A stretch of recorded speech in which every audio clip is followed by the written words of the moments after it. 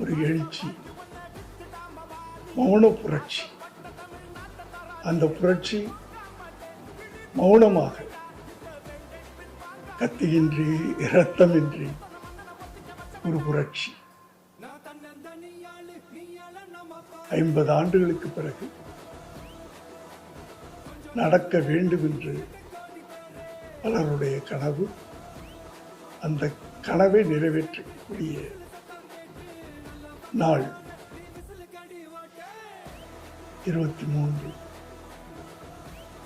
அந்த புரட்சி, அந்த மாற்றம் நடக்க வேண்டும் என்றால் உங்களுக்குள்ளே ஒரு விரல் புரட்சி நடக்க வேண்டும். அந்த ஒரு விரல் விசில். அந்த சின்னத்திலே நீங்கள் தட்டுகின்ற ஒரு வாக்கு மே மாதம் 4ஆம் தேதி தமிழகம் எங்கும் விசில் சத்தம் கேட்க வேண்டும்.